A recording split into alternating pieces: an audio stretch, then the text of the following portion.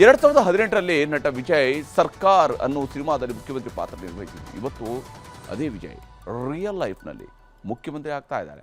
ಈಗಾಗಲೇ ಪ್ರಮಾಣ ವಚನಕ್ಕೂ ಕೂಡ ಸಿದ್ಧತೆಗಳು ನಡೀತಾ ಇದ್ದಾವೆ. ನಾಳೆನೇ ಪ್ರಮಾಣ ವಚನ ಸ್ವೀಕರಿಸಬೇಕು ಅನ್ನೋಂಥದ್ದು ವಿಜಯ್ ಅವರ ಲೆಕ್ಕಾಚಾರ.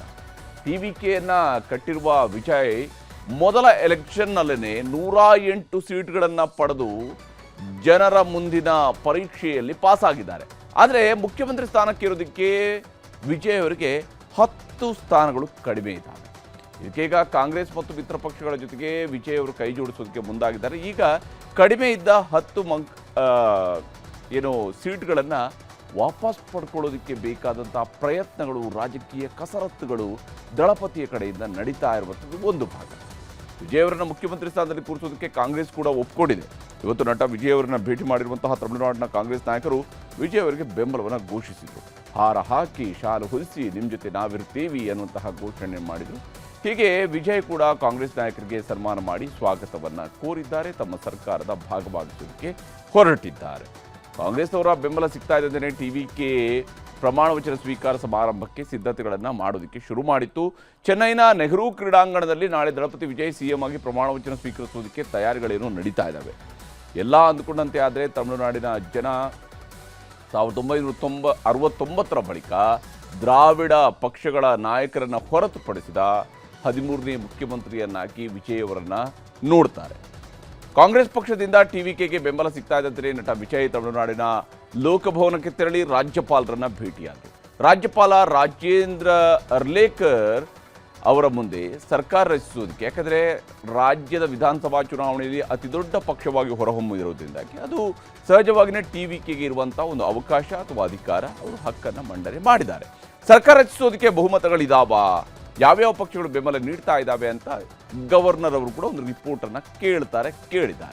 ಆಗ ನಟ ವಿಜಯ್ ಸರ್ಕಾರ ರಚಿಸೋದಕ್ಕೆ ನಮ್ಮ ಹತ್ರ ಬಹುಮತ ಇದೆ ಅಂತ ಮೌಖಿಕವಾಗಿ ಮನವರಿಕೆಯನ್ನು ಮಾಡಿಕೊಟ್ರು.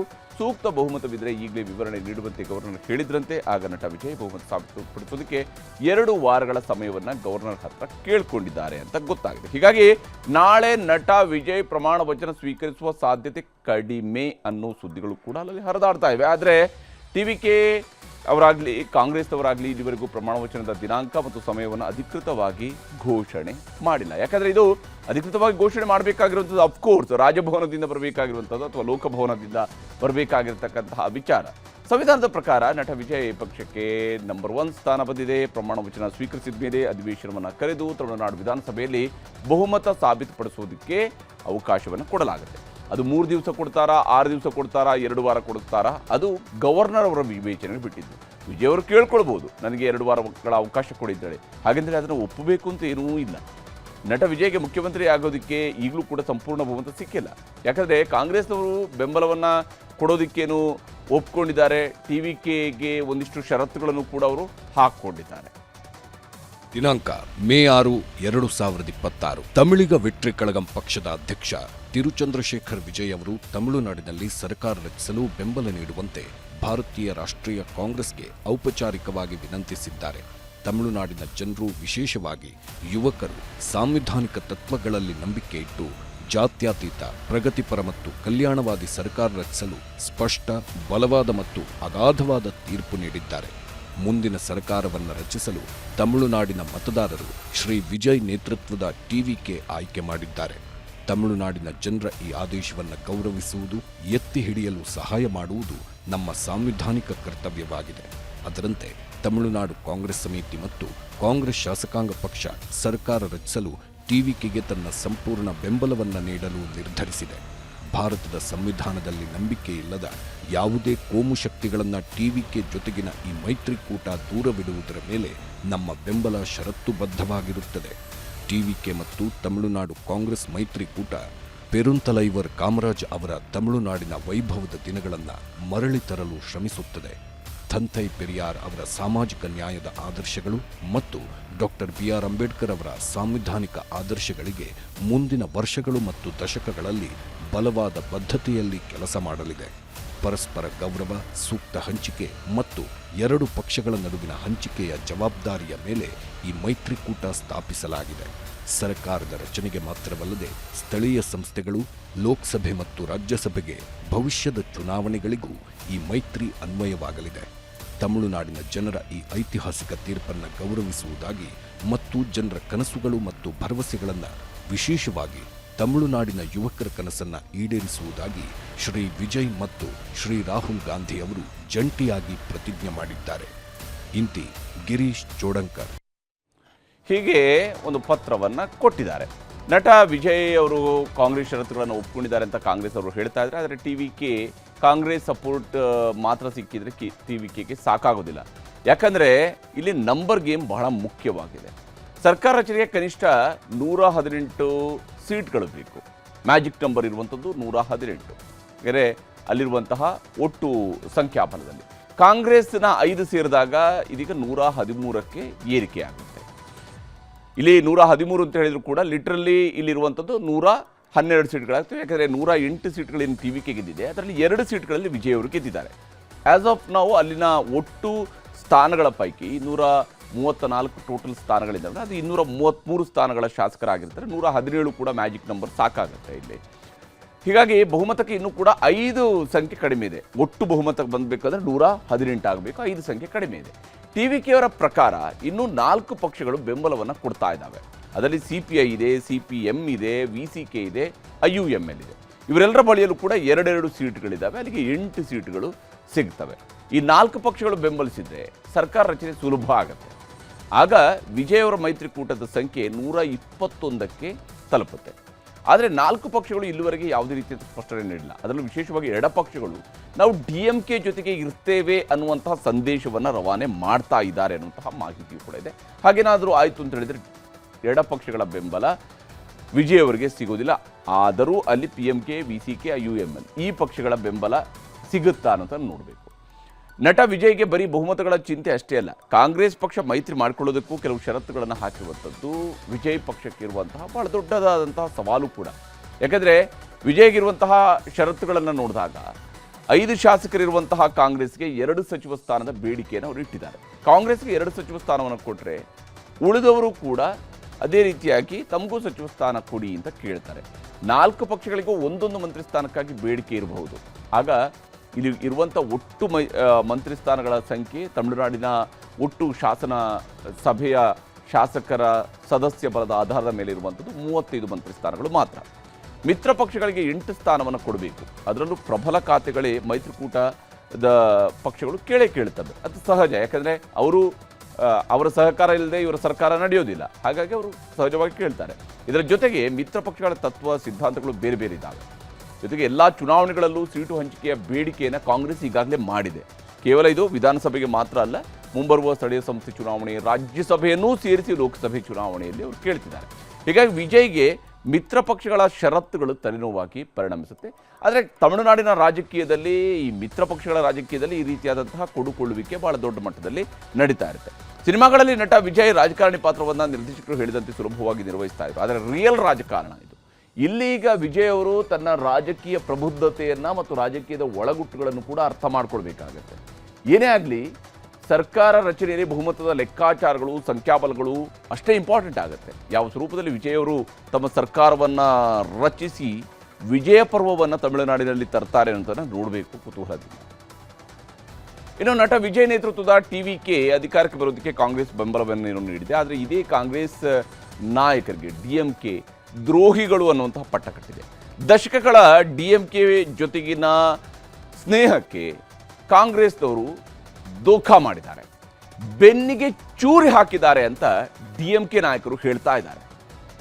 Congress has offered its support to the TVK, and that is why we called it backstabbing. We call that the backstabbers. This is to satisfy a few inflated egos in the Congress party. I think Mr. Rahul Gandhi is taken through a garden path. This will affect the Congress in the long run. This is a very short-sighted, myopic action which will hurt them. It will ensure that the Congress loses its credibility. Congress ಬೆನ್ನಿಗೆ ಚೂರಿ ಹಾಕಿದೆ ಅಂತ DMK ನಾಯಕರು ವಾಗ್ದಾಳಿಯನ್ನೇನೋ ಮಾಡ್ತಾ ಇದ್ದಾರೆ. ಇಷ್ಟಕ್ಕೂ ಸುಮ್ಮನಾಗದ DMK ನಾಯಕರು ಇಡೀ ದೇಶದಲ್ಲಿ ಕಾಂಗ್ರೆಸ್ ಪಕ್ಷದ ಬಾಗಿಲು ಮುಚ್ಚುತ್ತೆ ಅಂತ ಭವಿಷ್ಯವನ್ನು ನುಡಿದಿದ್ದಾರೆ. Congress cannot do that, but right from the beginning there were talks that some of the people were openly expressed that they wanted to support Vijay. They wanted to join Vijay's party. I don't know why the Congress has taken that step. The Congress is doing it in every state, and ultimately Congress is losing in every state. In fact, they are wiped off in Delhi. In West Bengal also they are wiped off. In Maharashtra they have no chance. So Congress is doing something which will close their party. That is what is happening now. Let us see. ಹೀಗೆ DMK ನಾಯಕರು ಕಾಂಗ್ರೆಸ್ ನಾಯಕರ ಬಗ್ಗೆ ವಾಗ್ದಾಳಿಯನ್ನು ಮಾಡ್ತಾ ಇದ್ದಾರೆ. ತಮಿಳುನಾಡು ಕಾಂಗ್ರೆಸ್ ನಾಯಕರು ಮಾತ್ರ ಇದಕ್ಕೆಲ್ಲ high command ನಿರ್ಧಾರ ಅಂತ ಹೇಳ್ತಾ ಇದ್ರು. ಆದರೆ ಬಿಜೆಪಿ ನಾಯಕರು ಕಾಂಗ್ರೆಸ್ ಪಕ್ಷದವರು ಬಿಟ್ಟಿ ಊಟ ಸಿಗೋ ಕಡೆ ಹೋಗೋರು ಅಂತ ವಾಗ್ದಾಳಿಯನ್ನು ಮಾಡ್ತಾ ಇದ್ದಾರೆ.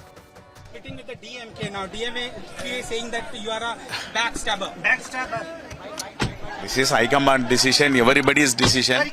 ಈ ಕಾಂಗ್ರೆಸ್ ಏನಿದೆ ಇವರೆಲ್ಲ ಎಲ್ಲಿ ಊಟ ಸಿಗ್ತೈತೋ ಅಲ್ಲಿ ಓಡೋಗೋರು.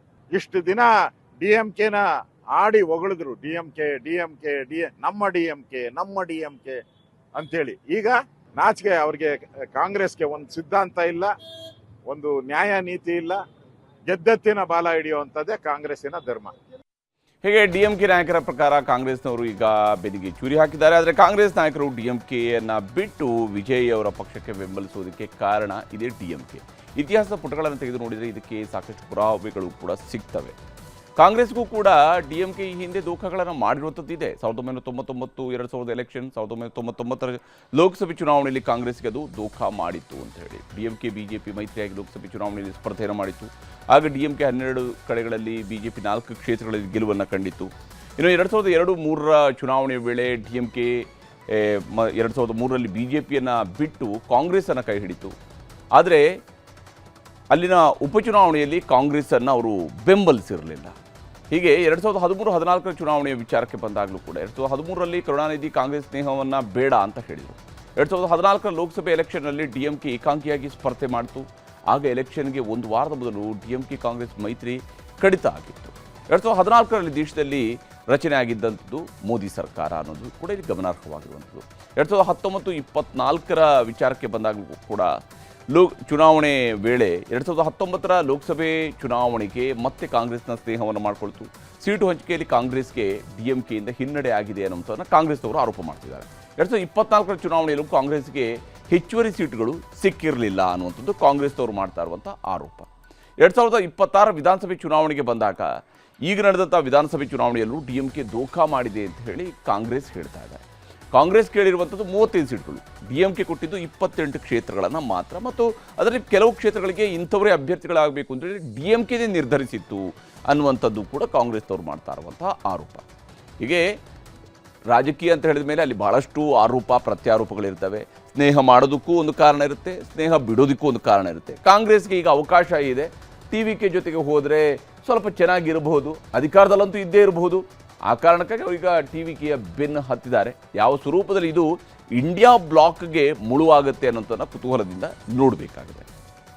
ಮುಂದಿನ ಸುದ್ದಿ ಕಡೆಗೆ ಹೋಗೋಣ. ಕಾಂಗ್ರೆಸ್ DMK ಜಗಳ ಒಂದು ಕಡೆಯಲ್ಲಿ ನಡೀತಾ ಇದ್ದಾರೆ. ತಮಿಳುನಾಡಿನಲ್ಲಿ ಈಗ BJP ಮೈತ್ರಿಕೂಟದ ಅಣ್ಣಾ DMK ಪಕ್ಷ ಇದೆಯಲ್ಲ, ಅದು ಕೂಡ ಇಬ್ಬಾಗ ಆಗುತ್ತೆ ಅನ್ನುವಂತಹ ಸುದ್ದಿಗಳು ಸದ್ದು ಮಾಡ್ತಾ ಇದ್ದಾರೆ.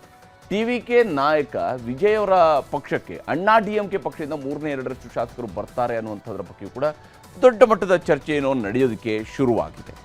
Yeah, there is another speculation which I also read in the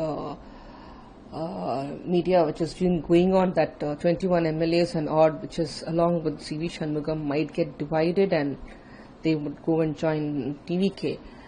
Right now, even we have seen the AIADMK MLAs meeting are right now going on. I would not be surprised if AIADMK gives an unconditional offer to TVK to form the government. So we never know. There's so much of speculations going on. Let us see what the real numbers are there to play as he is going to take the oath tomorrow.